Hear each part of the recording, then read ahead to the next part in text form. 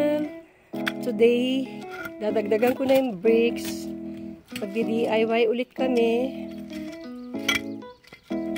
para makompleto na ito.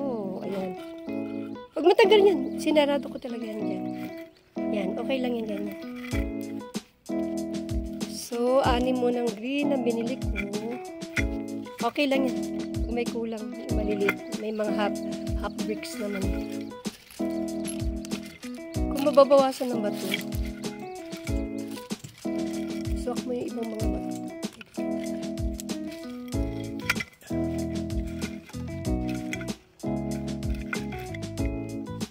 Yan.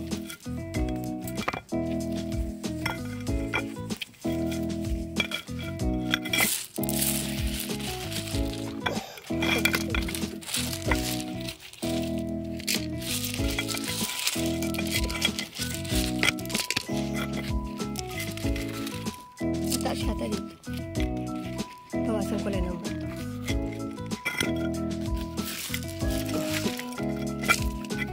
Ayan.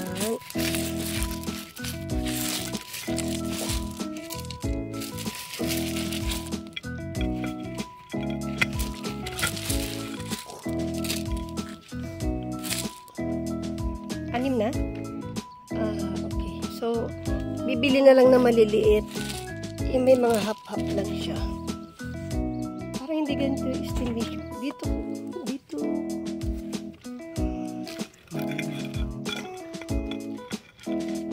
Oh, ganyan. So, tama. Ganyan ang ginawa ko eh. Kasi ito dito.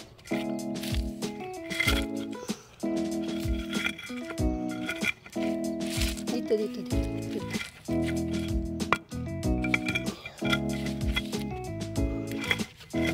Ayan.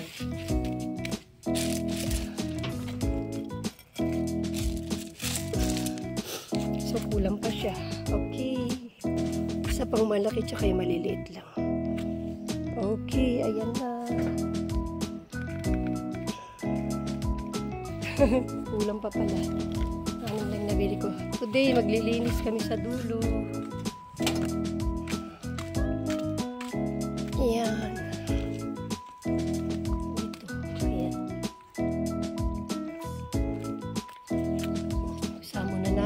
Hanggang magandang araw. Kamusta na yung halaman mo? Halaman ni Kuya. Ay.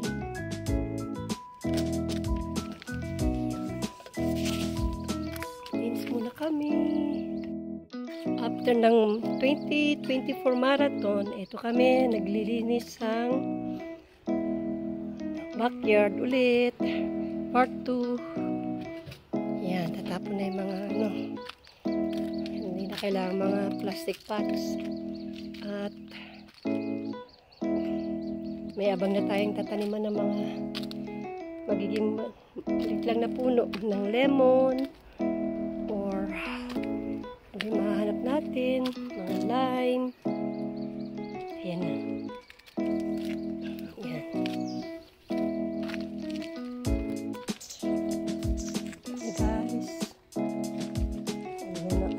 Wala tayong pindangga. Ayun, si Nene. Ayos na rin sa dulo. Hindi kayo lipa din yun? Pinatong mong green na yun. Alis muna kaya yun. Ayan guys. Linis lang.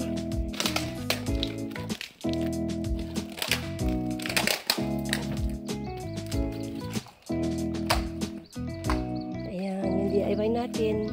Ulang pala yung bricks na nabili ko. 1, 2, 3, 4, 5, 6 lang. Bibig tayo ng mga half and half. Meron siyang half and half na bricks. Ito ang tinatawag na half and half guys. Ayan. Ito yung half and half. So, nung ginawa namin ito, Kuya. Ayan guys. Napaka-alawang pundaan. And then dito. Meron akong pangarap na gawin dito. Yung malalaking paso na terracotta dito. Tataniman ko ng gulay. Ihilirin natin. hindi namin magagawa today. Maangal na yung aking tulong. Diyan. So, isa-isa lang. Maalis din namin ito. Inuna lang namin yung likodan. Para may abang na siya. Kung makabili man ako ng puno ng lemon. Nag-research na ako. Ayan. Kailangan pa ng plastic. So, ito yung mga planter natin. Inabang na dyan. Pinuhos na lahat doon. Ito yung sinasabi kong terracotta pot. Marami ako niya. 1, 2, 3, 4, 5, 6 malalaki. Pwede natin ihilera doon. At least maaabot ko siya. Doon lang sa kaya kong gawin. Kaya lang madiligan. Dito sabi ni Kuya magtanim daw kaming gulay. Sabi ko, wala naman siya dito araw-araw. Kaya mahirap magdilig. At hindi naman ako lagi nagpupunta ng likodan. So, iabang na lang na ganyan. Pwedeng puno na lang itatanim. Kasi at least ang puno, malapit sa irrigation canal. Guys, may canal dito. Kaya napaka-healthy na mga yan, yung mga puno na yan. Ay, tanim to. 6 years na yata to, 5 years. Si kumquat, kinkan in Japanese, or golden orange. Mahihinog yan ng December to January, February, ganyan. Ito naman sa aking sudachi, yung pinipiga ko sa aking isda, mga prito, ihaw. Yan guys, kami rin namin nakuha kasi pagdating siya mamunga. So, bali dalawang puno yan. Yan, ganyan siya guys. Ayun. And this, yan. Pagkakamalang, iisa lang siya kasi magkadikit nga. Kala nila pareho. Hindi po pareho. So, ganyan ang sistema. Dito, isang puno pa. Ito yung aking cherry tree. Nakatulad dun sa kapitbahay. Hindi ito namunga. Namunga siya na ilang piraso. Dito, spring. Namulaklak siya na maganda, no? Parang sakura din po. Kasi sakura, edible tree to. Ano siya? Biglang naglaho yung mga bunga niya. Hindi ko alam. So, nagtampo yan. Tapos dito namin nilagay yung Ernie. Yung ano? Inene. Yung remake po siya. Isang taon na mahigit. May pass. Ito, March eh. Next one po. Yan. Kasi yan, nalinisan yan, kuya.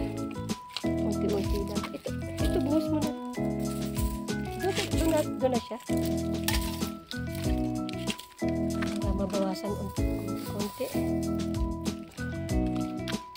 Pag nanganak na si Bunso, hindi na makapunta sa likodan ng bahay. Ayan, binubuhos na kuya. Kung hindi dahil sa kuya, hindi ko magagawa lahat ito.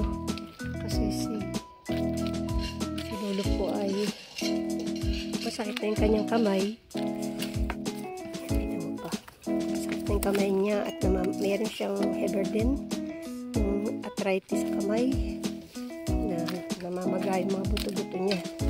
Ngunit sa pool naman, di naman siya nakialam sa ginagawa namin. Kaya walang problema.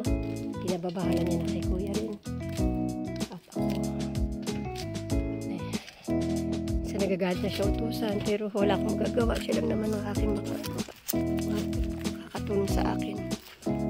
So guys, maganda to. Pagtanggal ng dama. Gaganon lang siya. Iikot lang siya gano'n.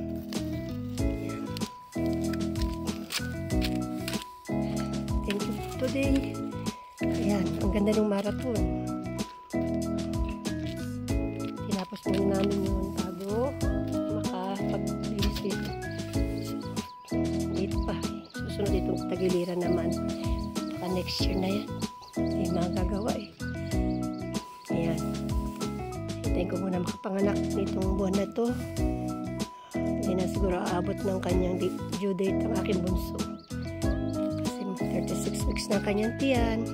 Today is Sunday. Sunday lang nakakapunta si Kuya dito kasi nga busy siya sa trabaho. Thank God at na kami.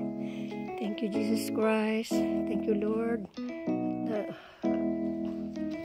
Kahit pa natin kumilos ng kumilos. Kailangan tayo magkasakit at maging malakas. Okay, thank you po. At tutuloy na namin paglilinis. Yung ibang itatapon.